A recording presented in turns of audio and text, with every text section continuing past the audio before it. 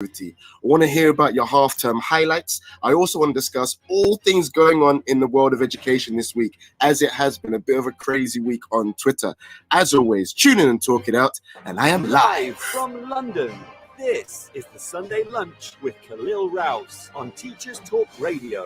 Tune in live on the Podbean app or desktop player. Just head over to www.podbean.com/LSW/TT Radio or search Teachers Talk Radio. Follow the hashtag TT Radio. Good afternoon, everyone. Thank you for tuning in. This is Sunday Lunch Show with yours truly, Kalil Rouse on Teachers Talk Radio. Feels good to be back. Always feels good to be back on the airwaves talking. Hopefully, for today, I'll be talking to myself. I'm hoping to get some callers in. Can I just quickly, as always, let me know if you're in the conversation? Give me a quick hi, give me a quick wave, give me a quick hello. Let me know if I'm sounding okay this morning. Had a couple technical hitches this morning. The sound wasn't working and I got a bit stressed and it was at the wrong time. So let me know, please, in the chat. Can I be heard nice and clearly? Is everything going all right? And how are you guys? Like I said, start of this show, I just want to hear what people got up to this half term. I want to feel inspired for summer upcoming and half terms to come, especially if you've got maybe a little one or a new or like a little child, maybe 1, 2, 3 years old, what you got up to with them, because genuinely I just want as many ideas as possible. So if you're listening to the show at the moment, first of all, let me know if I can be heard, because right now I can't see anyone in the chat, so maybe I can't be heard, which won't be a good thing. Secondly, what did you get up? Oh, there we go. Thank you, Sobia. Secondly, what did you get up to this half term? And I believe we have got kind of the live stream via Twitter. We've got live stream via Twitter. So if you're listening via Twitter, then make sure to tweet me or tweet Teachers Talk Radio. So you can tweet me at Kalil_R91, or you can obviously tweet Teachers Talk Radio at TT Radio 2021. Let's get involved in the conversation this morning. Like I said, I just want to hear people's highlights. What did you get up to this half term? Let me know in the conversation. Were you working, or were you literally deliberately, consciously not working this half term? And if so, what did you do? Because there was sun, the sun was out. You can't really complain with the weather apart from, I think, what day was it? There was a certain day when the weather just turned. I think it was Friday.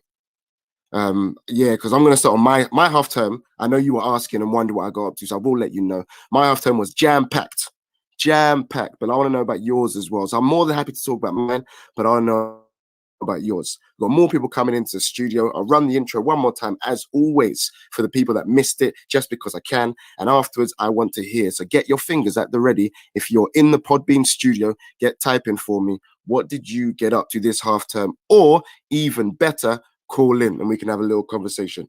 Because at the moment, like I said, you would have seen the tweet. I'm Celine Dionin today. I'm all by myself. I was about to sing it, but I thought, let me not do that. Let me not do that this morning, because why not? Oh yeah, maybe because it's not a singing show. And little mum's a word on the side. I can actually sing, but don't tell anyone. But I'm not going to do that on the airway this morning. But let's run it one more time. After that, I want to hear what you got up to this half term. I'll share mine because my half term was jam-packed, like I said. But I'm on my own today. Gonna need some company. So hopefully someone's going to call in and chat to me. And I can see my signal's not doing too well. I don't know what's going on with the Wi-Fi, but hopefully it'll be all right after this. Live from London, this is the Sunday Lunch with Kalil Rouse on Teachers Talk Radio. Good afternoon. The time is 1 p.m. That's Elias 105 on Sunday, the 6th of June. And you're tuned into the Sunday Lunch Show with me, Kalil Rouse, on Teachers Talk Radio. Today, I am all by myself. That's Sobi wanted me to sing it, so I sang it. In today's show, we'll be discussing your half-term highlights, my half-term highlights, and all things going on in the world of education. I cannot wait. Let's go. London. This is the Sunday Lunch with Kalil Rouse on Teachers Talk Radio.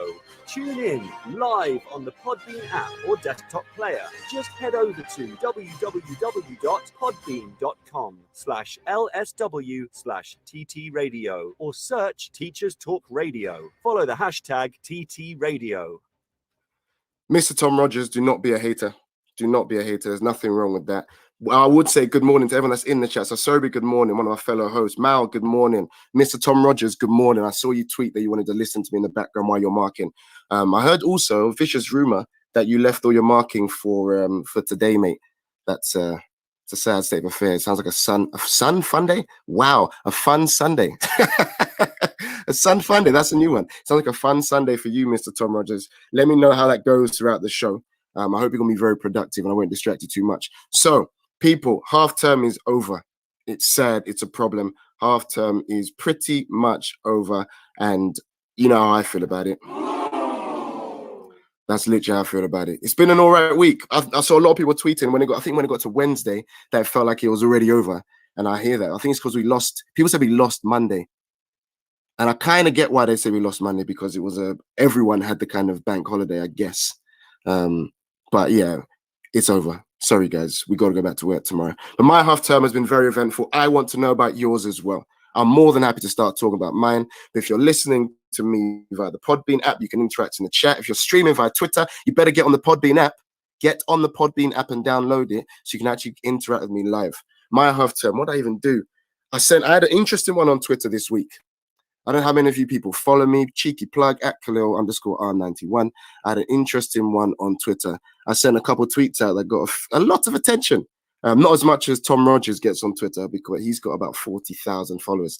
But me, I've got a measly nearly 900, which is good, seeing as I only went on Twitter professionally start of this calendar year.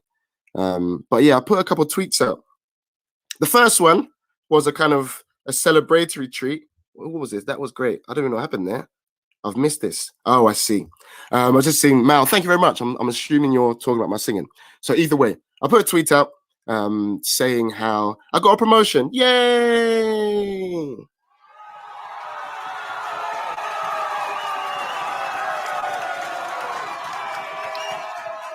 All right, don't milk it, guys. Don't milk it, guys. All right, cool. Let's not milk it. Thank you. So, and maybe you didn't see it, probably did. A lot of people found, the weird thing was, a lot of people came out of the Twitter kind of dungeon, whatever you want to call it, and just managed to just pop up from my past career in other schools saying, you popped up on my feed and etc. And I'm not surprised. I put my big old face on the bottom of the tweet.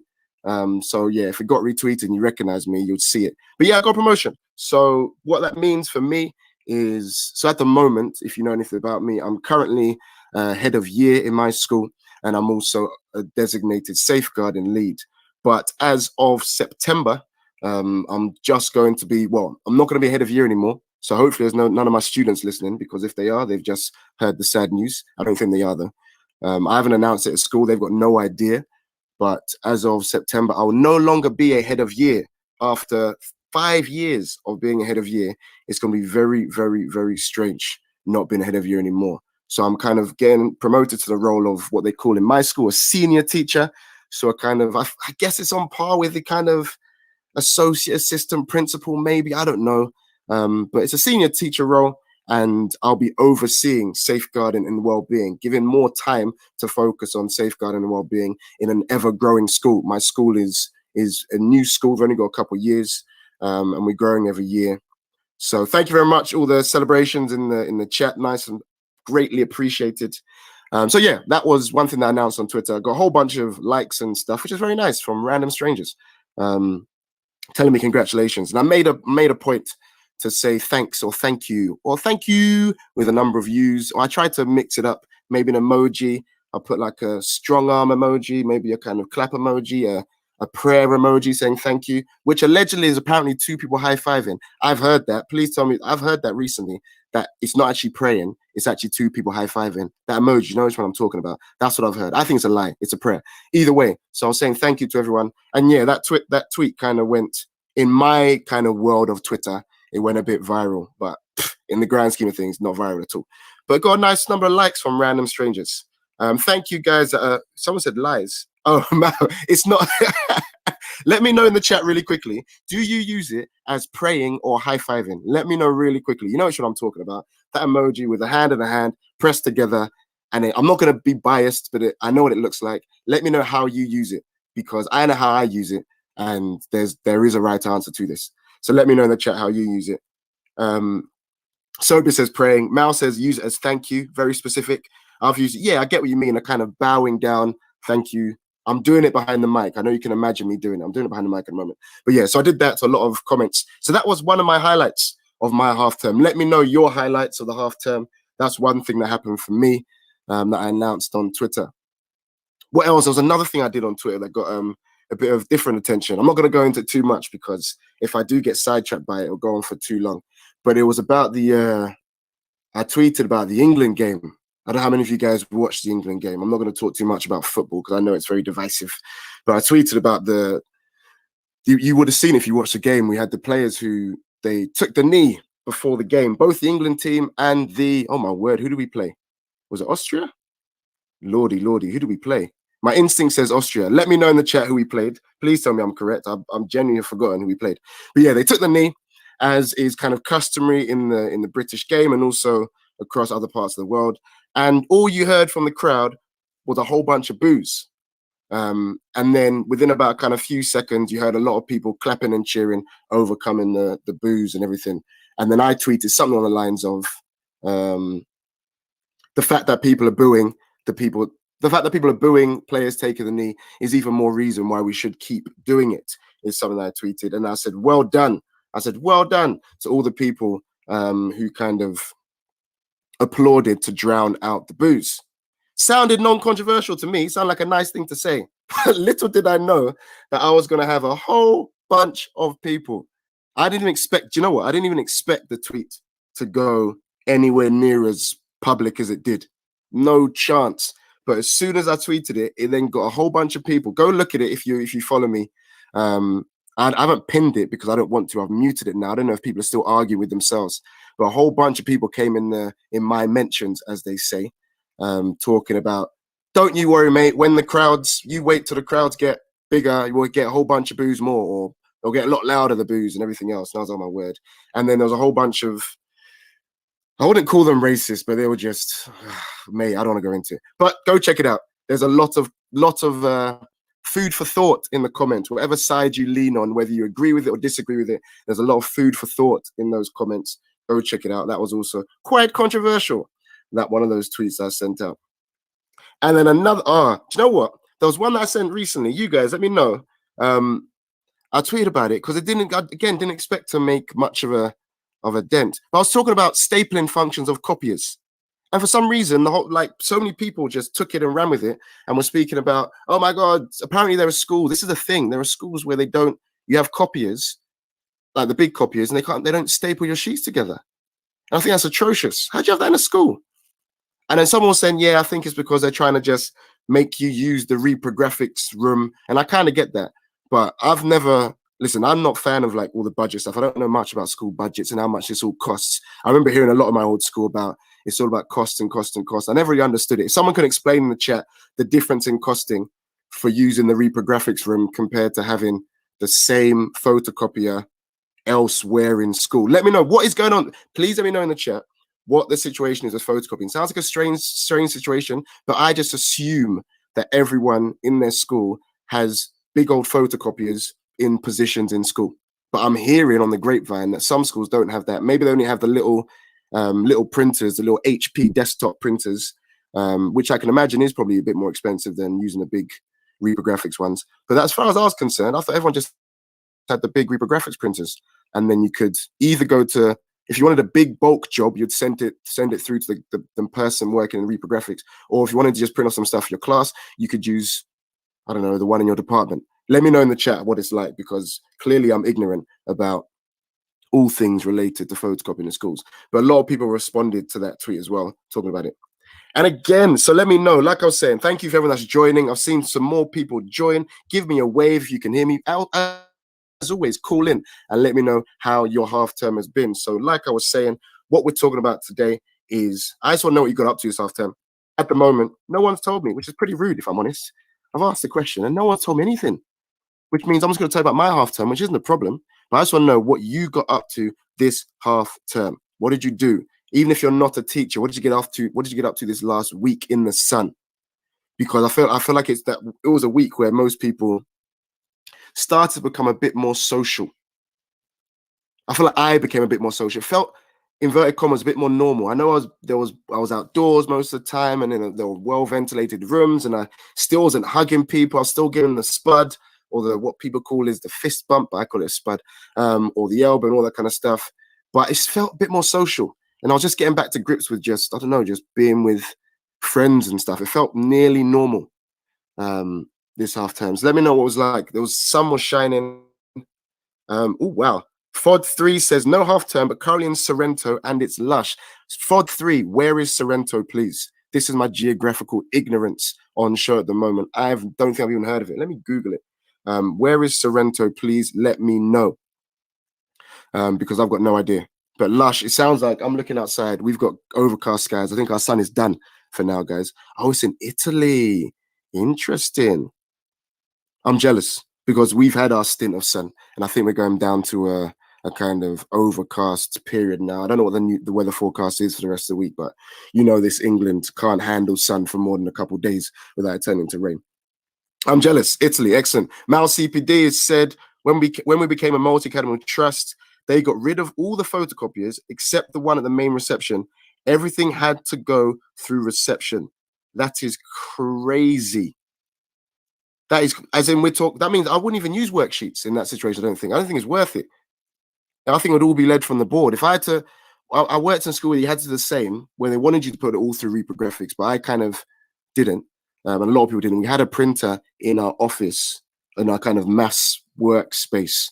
And the head of the department kept telling us not to use it, but people still did for like little worksheets for the lessons. You know them lessons where you've kind of forgot to print it, but you need to do a quick print, and then you have to send a kid or something else, or even worse, you leave the room yourself. Hopefully you don't, but that's the worst scenario, when you leave the room yourself to go and collect printing and you come back and it's World 3 in the classroom. That's always a problem. Has happened in my previous school. Maybe not to me, but definitely to a colleague of mine who did leave the room to go and collect some printing, and the kids took the absolute Michael. They took the absolute Michael, as you would. It's just poor from the teacher. Never leave the room to go collect printing. Worst case scenario, send a kid or something and to go and collect. I've done that in the past, definitely. And you just stand, and you can stand and wait rather than leaving the class unattended. But yeah, what else happened this half term? Oh yeah, I went to the barbers. That was an interesting one. If you saw it on Twitter, I went to the barbers. Do you know what? Scrap the barbers. I went on a safari. Not to Kenya, but to a place in Woburn. Went safari in Woburn. If you haven't been to safari in Woburn, I advise you to go check it out. It's very, very nice. We went on a day when it was raining, so it wasn't as, I don't know, safari. I don't know what word I'm going to look. I don't know what word I'm trying to look for. But either way, it was raining and the animals didn't fancy it. That's basically what happened. So we were seeing a whole bunch of what did we see now?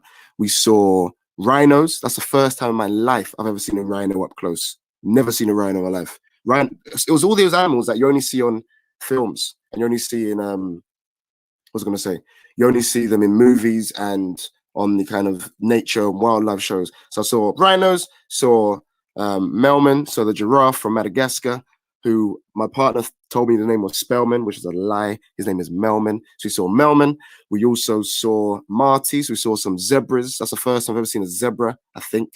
I saw a bear. That was weird. I saw Baloo in the trees. That was weird. Never seen a bear before. And it was all very strange. The whole thing was strange. Monkeys. What else was there in Woburn Safari? So I advise you, go check it out. If you live anywhere near that kind of area in England, and anywhere near Woburn, nice little day out. If it's sunny, I very much advise it, because I can imagine the lions would have been roaming free. But when we went, it was raining, and the lions were ironically sleeping, which I thought was quite funny. The lions were ironically sleeping underneath a little shelter.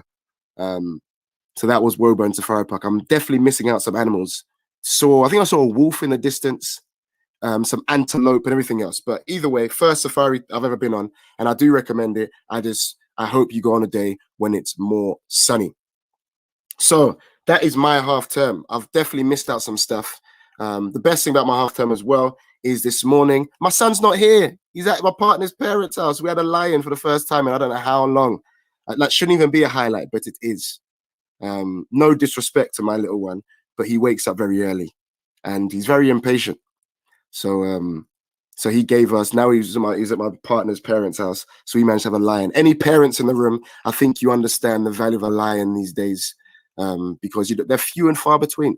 They are few and far between. So that's also one of my highlights this half term. Let me know what your highlight is, this or what your highlights were this half term. What did you get up to? What did you do? Because I just want to hear from you. The barber's story, just to finish off on my half term. This was a good one. Again, if you follow me on Twitter, you would have seen it. Because my half term, I've always got to get a fresh trim before I go back to work. You can't be turning up to school on a Monday to get cussed by kids about haircuts. I saw, actually, funny enough, one of our fellow hosts, I saw on Twitter, the Yazbo teacher. You probably know him as the Yazbo teacher on Twitter. He did a bit of a thread on all the different ways kids have, I don't know, insulted their adults. And most of the time, it's all about haircuts. And that's true. I've been insulted. If you've ever been insulted by a kid, what's the worst insult you've had from a kid? And actually, when I say insult, one of those things you actually laugh about because it's actually quite funny. And you don't actually tell them off or discipline them because it was quite witty, you know, it wasn't too bad. I don't take offense. You're only a kid. You just meant to cuss me and it was funny. So let me know in the chat if you've ever been insulted by a kid and you actually just had to laugh it off because it's actually quite a good one. Then let me know in the conversation what that was because I feel like laughing today as well. So as I was saying, I went to barbers. I booked for the first time ever. I booked a barber's appointment for 8 a.m. on, what was it, Friday. And I booked it with such good intentions. Because I thought, right, let me just get my barbers out of the way so I can be around in the house, support my partner and child, and not be out and about on a Friday afternoon when he wakes up. So that was my great intentions. Welcome people join the live studio, by the way. I've seen a couple more people join the live studio. We're talking about half term.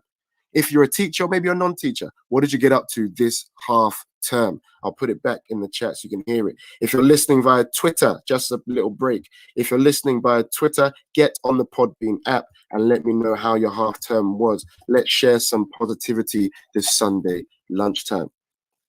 As I was saying, so I booked my barber's appointment for 8 a.m. and it was a great idea until it got to 7:30 a.m. and I had to actually get out of bed, and that was a bit of a struggle, as you can imagine. Then I actually had to rush because I got late. I was late. I was running late, let's say, so I had to rush. Go out the house. Arrived at the barber's dead on 8 a.m. Proud of myself. I was like, well done, Kalil. You made it. You're not going to be one of them people that just run on late timing. You booked it for 8, so I'm going to be there at 8. Yeah, so I'm talking about my barbers at the moment. So I arrived at my barbers at 8 o'clock in the morning. The issue was, though, when I walked into the barber's shop at 8 a.m., there were no barbers in the shop, which is a bit of a strange situation to be in. No barber. Like one guy was at the back that I didn't even recognize. I got the impression he's one of those. I think he's a newbie. I don't recognize him. I think they tasked him with opening the shop or something. But when I rocked up, I was the second person in the barbers. And the other guy was someone I didn't recognize. It was very strange. That was 8 a.m. So I thought, this doesn't bode well, since I booked my appointment for 8 a.m. and my barber's not even here. So I thought, all right, let me give him the benefit of the doubt. So I waited it out, sat in the chair. This point, I would insert GIF. You know that GIF of the baby that's just tapping their hands because they're impatient? That's what I was doing in a barbershop. Just waiting. Got to about 8:15. Barbershop still empty. No barber apart from the one guy who was tasked with opening the shop. No barbers. 8:15, and I booked my appointment for 8 a.m. You crazy? 15 minutes. And I booked my appointment. There's not even a barber in sight. This is wild. So I was sat there a little bit, and I was like, okay, right. So then it got to about 8:15, 8:20, and one of the barbers arrived. Maybe he didn't have a morning appointment, so he didn't have to arrive at 8 a.m. But my barber, no sign. I asked him, I was like, oh, you seen the guy? My barber's name is Short Man. Don't ask. But the reason is because he's height impeded. Let's call him that. He's height impeded. It's called Short Man. But he calls himself Short Man. He's one of those people that as long as if he controls the nickname, then people can't take the mick out of him. And I get the logic. So he calls himself Short Man. So he's like, well, yeah, of course. So either way. So Short Man, I'm going to call him Short Man from this moment on. Short Man wasn't there. So then I spoke to the other barber and I said, yo, you seen Short Man? He said, nah. I said, that's helpful. I said, you heard from him? He goes, nah. I said, okay, that's good to know. Because I got an 8 a.m. appointment. He said, okay. I said, yeah. I was like, I'm thinking, this is your shop. And he didn't seem bothered. Did not seem bothered in the slightest that I was here on time and my barber wasn't. Didn't praise him, but whatever. So he's like, oh, do you have his number? And I said, So I think I did, and I called him. Welcome, Amy, and welcome, Mohammed, by the way. So I called the barber and I said, and he answered the phone, and I'm not going to do his voice, but he sounded a little bit groggy, let's say. And he said, yo, and I said, short man, where you at? And he said, yeah, soon. And this, right, a little bit of context. My barber's a Jamaican. So if any of you know any people who are Jamaican or whatever else, he said, soon come. So he said, I'm coming soon, essentially is what he said. I'm coming soon. And I said, right, okay. Problem is with that phrase is very nondescript. You have no idea when they're arriving. Either way, long story short, it ended up, I didn't have him until 9:30. He didn't arrive until 9:30. So that was the last of that was my low light from half term. Yeah. So as I said, I had to wait in a barbershop for an hour and a half for my barber to arrive for an 8 a.m. appointment, arrive at 9:30. I don't know if anyone's experienced anything similar, but that was astronomical when it came to waiting times. He did apologize on arrival. He did do a good job. All was forgiven. He gave me a discount, but hour and a half waiting in the barbershop was a little bit ridiculous. Either way, that is my half term in a nutshell. Let me know about yours. How was it? Any highlights, any lowlights? Because after this, I'm going to run the news. After news, we're going to talk about all things current affairs in the world of education. There's been a lot this week. I think one of the most funny things I saw about was lunchtimes being cut by 30 minutes as a kind of triggering headline. There's a lot going around about this, the educational czar who's resigned from his post. I'm going to talk a little about that. I'm going to talk about mental health in schools because it's something I'm very passionate about. There's COVID popping up again in schools, like this new variant stuff is going on. We've got there's a lot going on at the moment. And the national tutoring program is there's people talking about that as well. There's a whole bunch. So I'm going to run the news. After the news, we're going to talk about all things education and in the current affairs. And I want to hear your views on everything because, like I said, Twitter's been rife this week, as it is always, with all things education. So let's hear, in keeping with the theme, what's going on in the world of teaching. This is Teachers Talk Radio, and this is Teachers Talk Radio News with Tom Hopkins-Burke. This is Tom Hopkins-Burke with your weekend Teachers Talk Radio News. The Institute of Fiscal Studies has warned that measures to help children catch up on lost learning could arrive too late. IFS researchers stated that if new spending is only announced in the autumn, the actual measures could be delayed well into 2022, potentially too late to effectively make up for lost learning. The IFS has also warned that the government's catch-up fund equates to £100 per pupil per year, well below the £1,600 per pupil being spent in the United States. The warning follows the resignation of Education Recovery Commissioner Sir Kevin Collins, who condemned the £1.4 billion recovery fund for children as far short of what is needed. Public Health England data shows that the Delta COVID-19 variant has affected around 1 in 250 schools. Also known as the Indian variant, the Delta variant has been linked to 97 confirmed COVID-19 outbreaks in primary and secondary schools in the last 4 weeks. Professor Christina Pargle from University College London said that the rise of the Delta variant meant that the government needs to get serious about reducing cases in schools. The Delta variant is more likely to lead to hospitalisations than the Alpha variant first detected in Kent, although the second vaccine dose is likely to help protect against Delta. A pioneering business in Hartlepool has been set up to help prevent gaming addiction in children. Jack Story aims to raise awareness about the dangers of gaming and provide help to youngsters suffering from gaming addiction. Funded by the National Lottery, the business is run by former Hartlepool teacher David Bradley and occupational therapist Charlotte Bell. Mr. Bradley told the Hartlepool Mail that, "We are quite pro-gaming because it's amazing. It's all about the dangers of the unsafe side of it." Teachers Talk Radio is looking for a new weekend newsreader. Email teacherstalkradio@gmail.com for more information. That was your weekend education news with Tom Hopkins-Burke.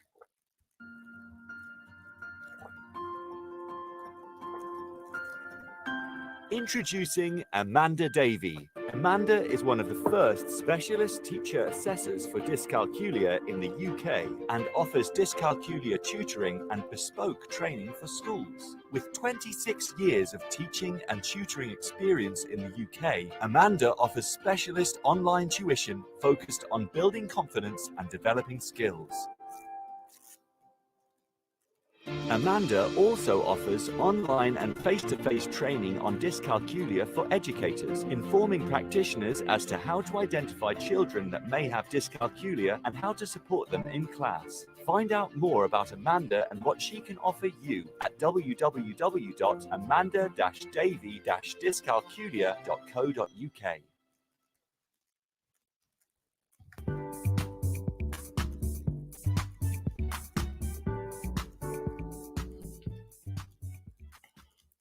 Hello and welcome back to the Sunday Lunch Show with yours truly, Miss Kalil Rouse. Now I've just called myself Mr. Yours truly, Kalil Rouse on Teachers Talk Radio. Just a bit of housekeeping as we come back. Got a few people entered the room. If you're tuning with me, welcome. If it's your first time listening to Teachers Talk Radio, welcome. If you're a regular listener, welcome. And I don't know what else I've got. So just so you're aware, people, if you've missed any shows today, Sunday's a jam-packed show. Just before me, you had Graham Collum on the Sunday brunch. And then in the morning, we had the Sunday breakfast show with Sobia Iqbal. After me, so at 6 p.m., you've got the Twilight Show with Fiona Salt. And we've also got a late show with Tony Breslin at 8 p.m. So you've got a jam-packed schedule on Teachers Talk Radio this Sunday. And then on Monday, as always, you've got the breakfast show with Mal Krishnasamy at 7 a.m., followed by Mr. Scott Pewsley. He's got a Twilight Show at 6 p.m. on Monday. You've got the Late Show with Emily Folloran Show at 8 p.m. on Monday. And you've got the Late Show with Femi at 10 p.m. on Monday. So if you haven't guessed or gathered, Teachers Talk Radio is taking over the airwaves. And if you are, as you would have heard on the news recently, if you are interested in being a Teachers Talk Radio news reader, then just get in touch. You can always contact or get in touch with the Teachers Talk Radio team via the website. So it's www.ttradio.org. And you can send emails to teacherstalkradio@gmail.com, or you can get at them via Twitter at ttradio2021. Whew, housekeeping. So, as I was saying, at this point, we're going to talk about all things kind of in the world of education. There's a lot going on. And at any point, if you have a view or you just want to talk to me because I'm just a great guy to speak to, just press that little grey phone in the corner. You are welcome. I've got no scheduled guests for this show. It's just me all by myself with whoever wants to call and talk to me. As always, share the show on Twitter or your social medias to get more people involved to join the conversation. So, I can't not talk about this 1.4 billion education recovery plan. I've got a little article, as always, in front of me because I'm never going to act like I'm well-versed in everything. I need to read up on it. I need to find more information and work out what's going on. But I always thought 1.4 billion sounded, I think it sounds like a big amount of money, but then when you think about the actual maths of it, and you think about how many schools you've got in the country and everything else, and then you do even more division and start dividing about pupils, it ends up dwindling down to not be that much at all. And I think what's really kind of taken the biscuit, as they say, is some news articles were doing a comparison to other countries. And I can't remember what the actual figures are, but something, if you do remember what the figures are, please put in the chat, something along the lines of about £50 to £100 per pupil is what the UK's kind of recovery plan equates to, compared to, I think in the US, it's over £1,000, and in the Netherlands, something similar, which is never going to be good. If you publicize that information or you put a news article or you put on the kind of Twitter sphere, you're going to get a lot of backlash from people in the education sector. So I've got an article in front of me. This is an article from schoolsweek.co.uk. And it's about this kind of education recovery plan, and it's what you need to know. And it said the government has announced the first set of measures under its long-awaited education recovery plan today. So this was on Wednesday, the 2nd of June. But schools have been left waiting, as always, on proposals for this extended day. This thing that everyone was talking about on Twitter about whether we're going to have an extended day or not. They're talking about 35-hour week minimum schooling, which works out to be 7 hours a day, quick maths, which I feel like is pretty normal, isn't it? 7 hours a day, what's that, 8 till 3 roughly, Someone correct me if imagine I got that maths wrong. I think I may have done. No, I didn't. I got it right. 8 till 3 minimum. So I don't know many schools that don't go on a kind of 7 minimum day. Let me know what your school timings are, because as far as I was aware, most schools did 7 hours per day. I saw some nonsense about, who was it? Who did the thing in the news? It was Gavin Williamson, wasn't it? Saying about 2:45 p.m. And everyone in the comments on Twitter was talking about 2:45. No one leaves at 2:45, or not many schools even finish at 2:45. How absurd. Just seems like they're very out of touch. But yeah, as I was saying, they're talking about this extended day that's popping off in the news. So yeah, all that's going on at the moment. And you've got this 1.4 billion plan. And a lot of it is to do with this local tutoring provision. And it says in this article, using new or existing staff, which is always quite strange. So it's going to fund schools to develop local tutoring provision. I'm going to get onto that in a moment. But it also says that schools and colleges will be funded to give some year 13 students the option to repeat their final year. We're nearly, haven't they left? Please tell me, haven't year 13s left? I'm so confused here. Listen, I'm out of touch because my school, like I said, is a very new school. We've only got 2 year groups at the moment. So I'm out of touch with when year 13s leave. But let me know in the comments if your year 13s have left or not. Welcome people that are coming into conversation. Have year 13s left yet? I feel like it's around this time. But apparently, schools and colleges will be funded to give some year 13s the option to repeat their final year. When? These are year 13s that have just gone. We bringing them back? Surely not. I don't understand how this works. I don't understand how you can have something coming into play about year 13s repeating the final year when they've just left. I've heard Miss Kato Sem saying soon, Fod3 saying yes, they've left. All sounds very strange to me. Either way, as always, no further details were provided about that kind of funding for year 13s. Then we've got Prime Minister Boris Johnson has said that the next step in the long-term catch-up plan should give parents confidence that we will do everything we can to support children who have fallen behind, and that every child will have the skills and knowledge they need to fulfill their potential. Wishy-washy from Bojo, in my opinion there. But he's saying they're going to give parents confidence that they'll do everything you can. It all seems a bit late and a bit last minute. And also I'm seeing and hearing that apparently because the funding's coming in now, the funding's being spoken about now, but you might not even see the benefits of it until 2022. So I don't know. It doesn't really inspire me with much confidence, to be honest. It just seems like one of those things that you could have predicted from the very first lockdown, that if you're going to get kids caught up, in inverted commas, on whatever you think they need to be caught up on, then you need to be doing it a lot sooner. But who am I to judge? I'm not in politics. I've got no idea how it works. I'm just someone with an interest in the field and some opinions. So there was also a leaked presentation of a report by Sir Kevin Collins that said that all children should receive an extra 100 hours of schooling each year from 2022. So all children to receive an extra 100 hours of schooling each year from 2022. I'm assuming that means, so 100 hours per year with a minimum 35-hour week. Interesting. Let me know your thoughts on that. It just all sounds like numbers, and it all sounds too grandiose and everything. It all sounds great, but when it comes to what's going to happen on the ground, I don't know much about it. But if you know more, let me know. Or even better, call in if maybe you're in the know about all this stuff. So on this kind of funding, so what they're doing is the article summarizes the kind of key points on these fundings. It's saying that there's been a new provider. There's a national tutoring program, the NTP, who is getting 579 million pounds is being put towards supporting this national tutoring program. What's a national tutoring program, you ask? Well, I'm going to tell you, because I did some research of my own before the show. I didn't want to be completely ignorant. Where is the website? Here it is. So the national tutoring program, their slogan is making high quality tutoring available to schools to help disadvantaged pupils whose education has been affected by school closures. That's the NTP's kind of slogan. If you want to find more information about the National Tutoring Program, you can go to nationaltutoring.org.uk. So that's nationaltutoring.org.uk. I feel like a proper advertiser here. So what it's got is it aims to support schools, and it's supposed to provide a sustained response to the coronavirus pandemic and to provide a longer-term contribution to closing the attainment gap. If you're not a teacher, and you don't know what the attainment gap is, it's a kind of phrase used to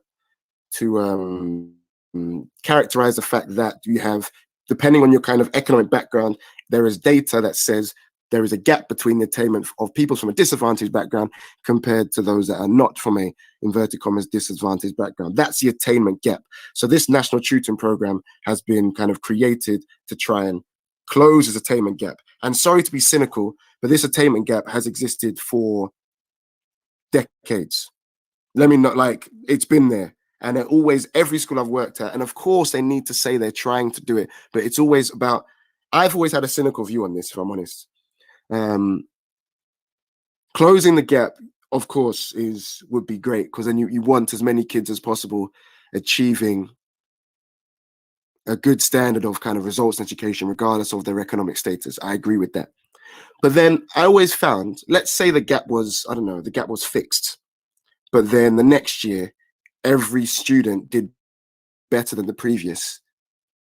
All that would happen there is the gap would just move up, essentially. So if you imagine the kind of, inverted commas, non-disadvantaged pupils achieve this average grade, and inverted commas, disadvantaged pupils achieved maybe 1.5 grades lower on average. But if they improved from the previous year, that is progress. But obviously the gap's still there, but it's still progress. But people never really talk about that. They always talk about closing the gap.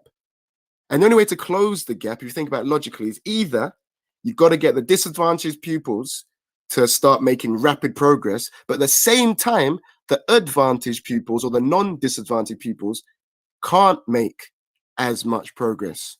How else could you close the gap? You can't. I'm hopefully you guys understand what I'm saying here, but I'm saying it's always been a bit strange to me about closing this attainment gap, because in order to do so, someone's progress has to be stunted. Otherwise, the gap will just move upwards. So if we're aiming to close the gap, are we saying we want disadvantaged pupils to make rapid progress? Of course. But then to close the gap, the non-disadvantaged pupils would have to make less progress. Otherwise, the gap wouldn't close. So that's my view on it, by the way. It's always been a strange one. Schools talk a lot about closing the attainment gap.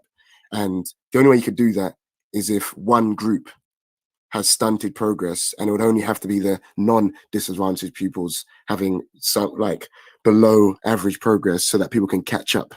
Otherwise, the gap just moves. Food for thought. Let that one sink in.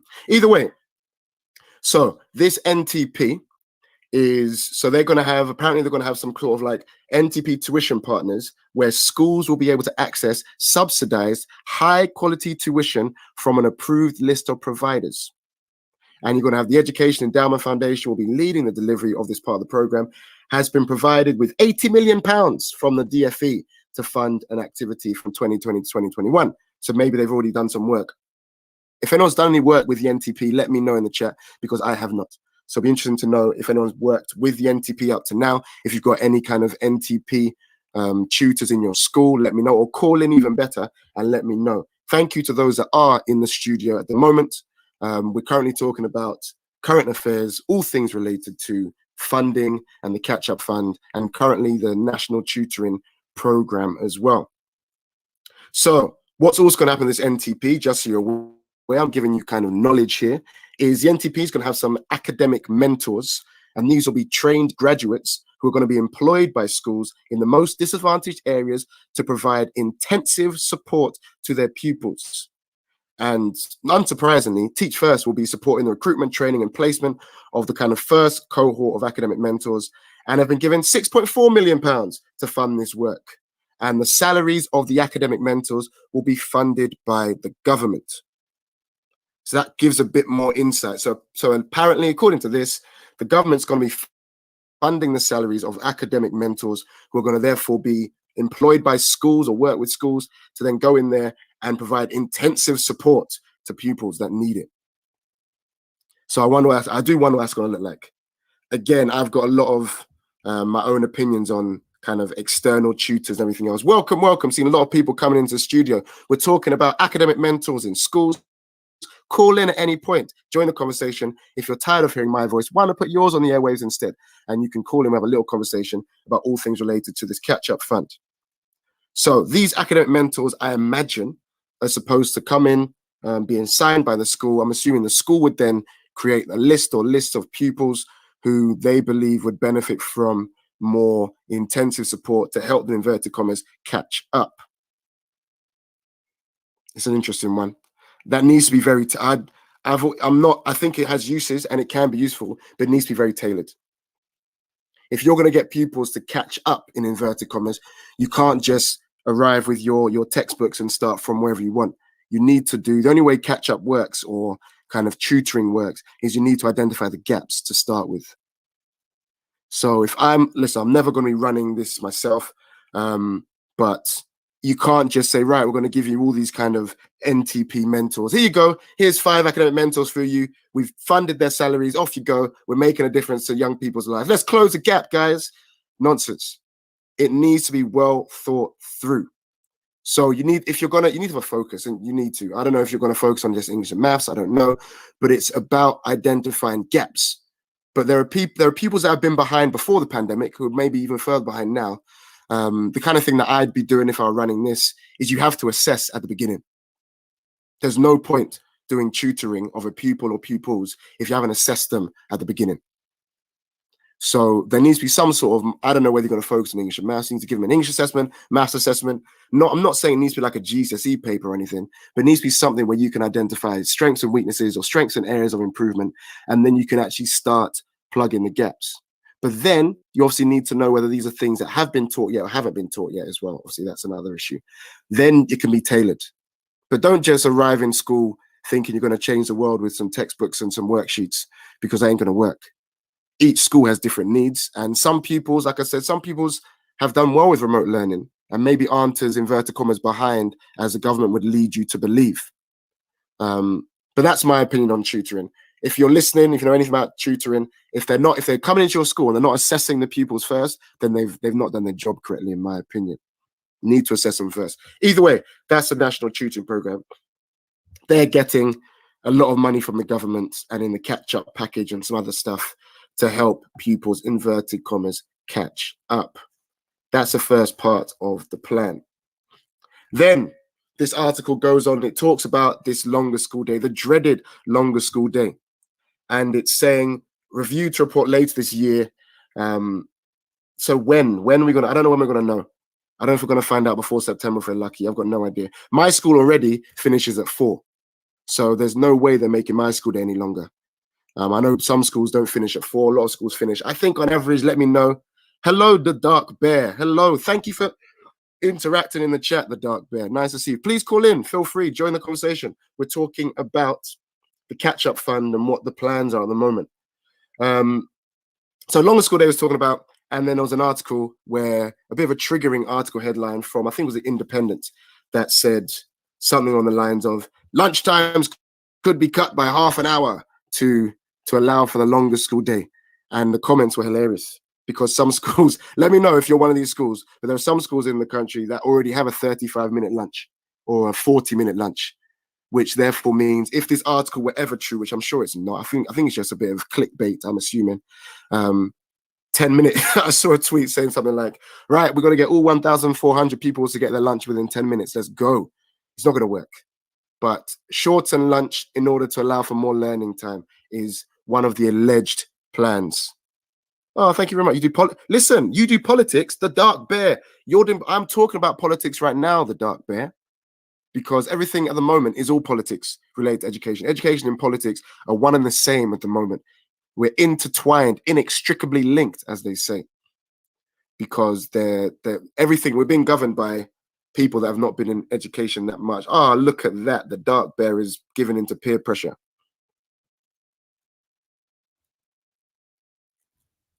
The Dark Bear, are you there? I did try to invite you just then. Try again, the Dark Bear. I feel weird calling you the Dark. Can I just call you Dark Bear for short? We'll go with that. Dark Bear, call in again. It'd be great to hear you on this conversation. I've been speaking to myself for 49 minutes. It'd be great to hear from you as well. Press that grey call-in button. There he goes. Try it again. See if this works. It says I'm connected. Hello, sir. Dark Bear, can you hear me?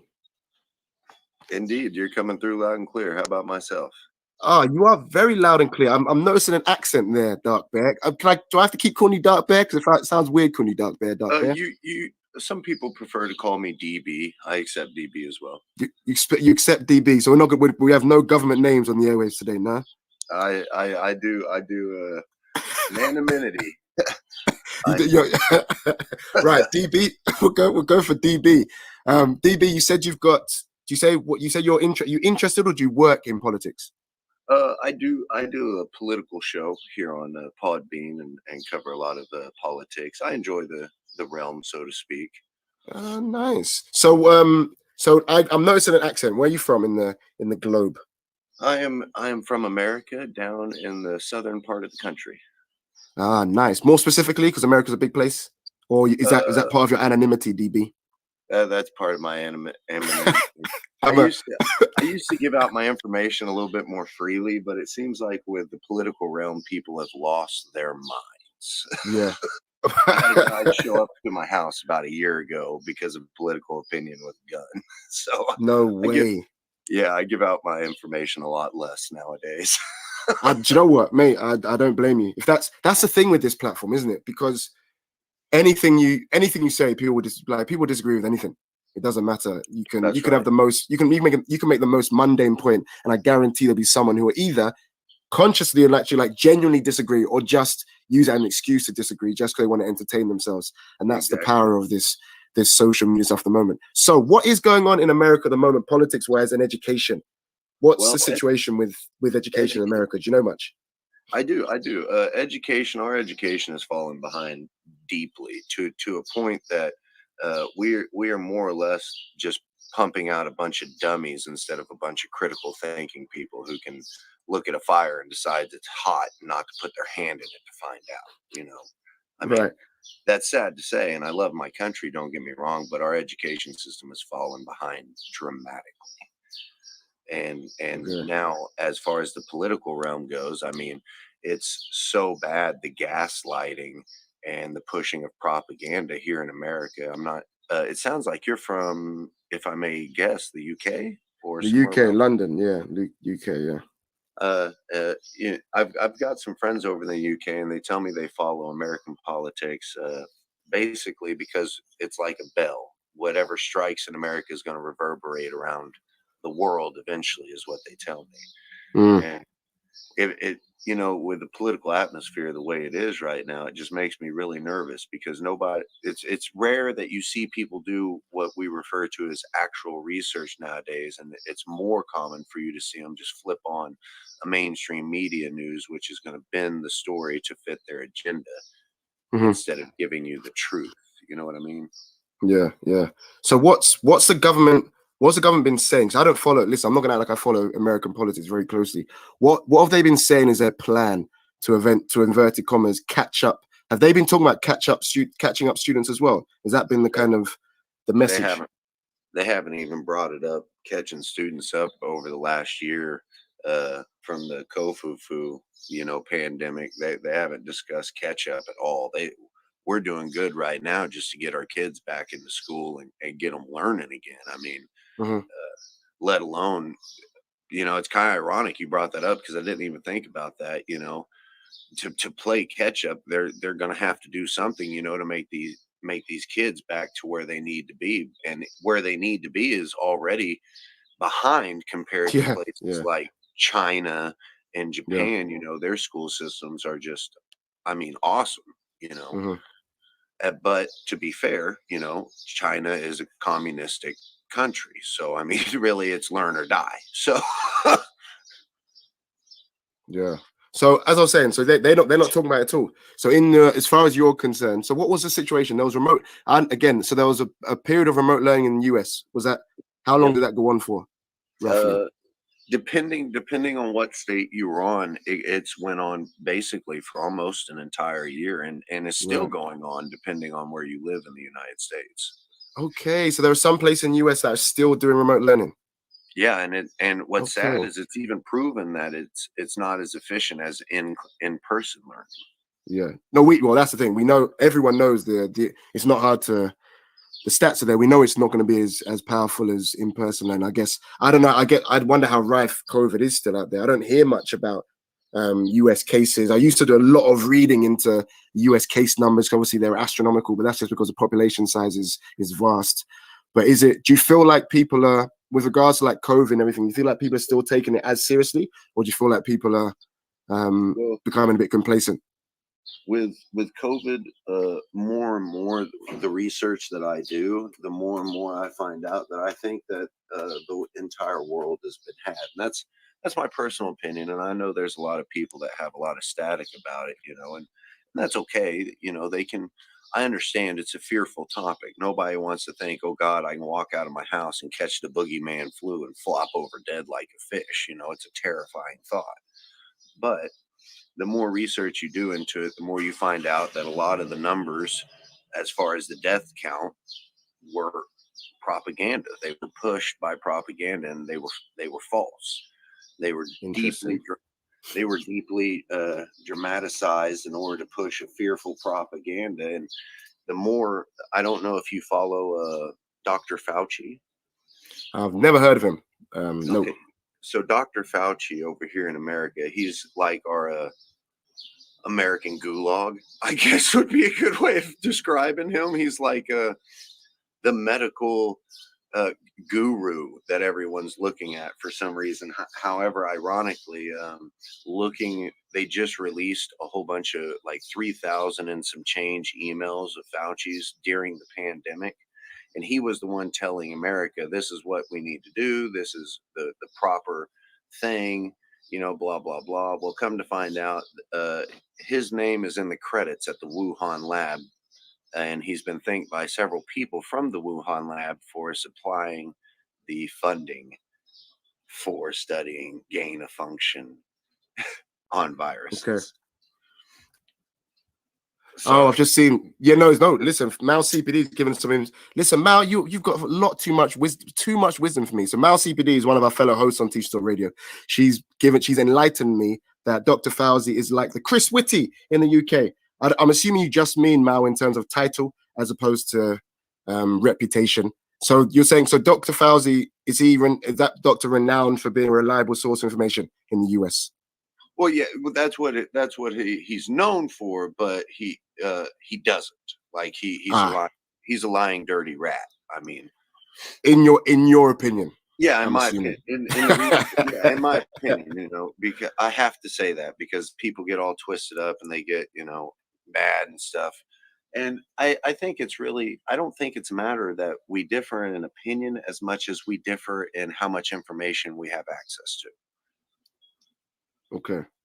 Does that make sense? Because if you it don't, does make sense to me. If you don't have the whole story, you can't get a proper perception on something.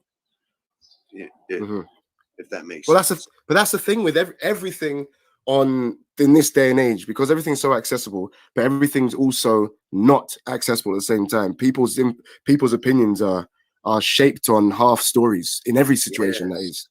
But that's, and without doing your own, and the thing is, I'm guilty. That's why I actively stay out of a lot of kind of debates and stuff on when it comes to politics and things in the news. All I've been influenced by is news, as in news articles. I'm not done anything genuinely my own research, so I'm just been influenced by another person's opinion. So I actively stay out. I actually stay out of these conversations because I just admit ignorance and say, you know what, I'm not just going to spout. I'm just going to.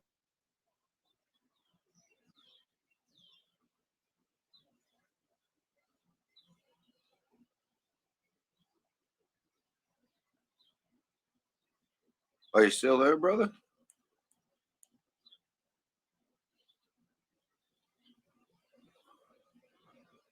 We're having some technical difficulties, it would seem.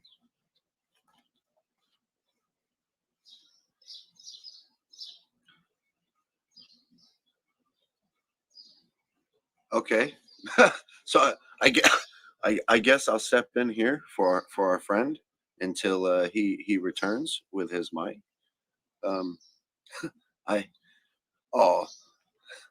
That's not nice. I think Callie's doing an excellent job. I'm enjoying speaking with him quite a bit. He seems to be quite an intellectual from the small conversation that we've had.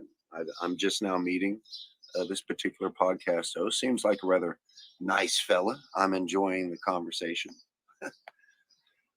and it takes a very special person to say, I don't really look that much into news or politics, and so most of my political opinions are formed by the mainstream media.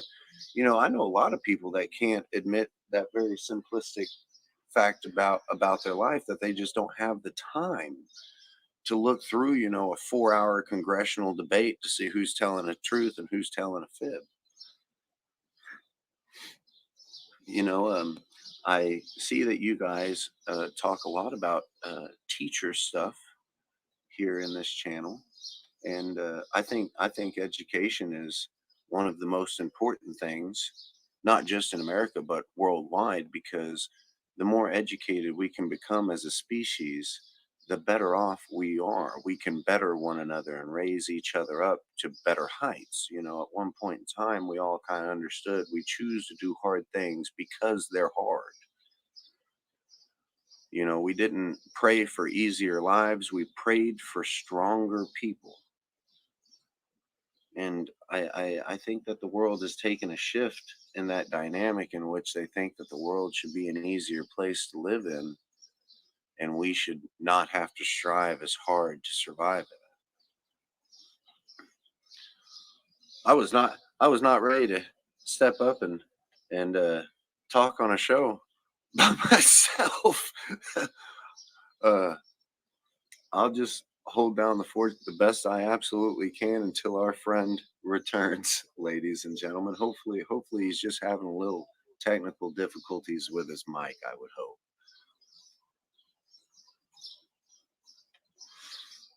You know, it is true though what our friend Callie said there, that politics are wrapped up in a lot of things, including the education. Let's see. We have some chats going on down here in the live chat. Let's see what we got going on. Sophie says, "Oh, you're doing well." Oh, thank you, Sophie. I hope I pronounced your name correctly. Soba says, "Who was your favorite teacher at school?" You know, at school, I had a science teacher that at one point worked at NASA long ago, and he was kind of a nut, but I really enjoyed him. He understood a lot of physical science that I enjoyed, and theoretical science that I enjoyed. He was a good guy, and he was always willing to help an open mind. I really liked him. He took time, especially with the kids that he knew needed an interest sparked in science in order to capture their imagination. And I thought that was really important. Yes, of course I can, Mousy PD. Apologies for the technical difficulties, ladies and gentlemen. We are currently experiencing a mic malfunction here on Teachers Talk Radio. Our host is currently trying his absolute best to use the powers that be to bind back together the wires that carry his voice to you and yours. Mal CPD says, "Unfortunately, we may need to end the show early." I hope not. Maybe if I hang up, his voice may call back in. I'm not sure. So I'm just kind of holding the fort down for him, as it were. I'm sure you guys don't turn in to hear my voice, so hopefully he'll return momentarily. Here he comes. Oh, it is not a problem. It is not a problem at all. I see that he's working his way back into the room, I believe, and soon he will take repossession of MC. You know, interesting thing for anyone in here who just likes fun science while we wait. There is a fella named Kyle Hill on YouTube, and he talks a lot about scientific discoveries that have been here recent. He also talks about a lot of past scientific discoveries that aren't known very well to the public. You're all right, sir. I'm holding down the fort the best I can for you until you return. I watched a special. That is the issue. Perhaps if I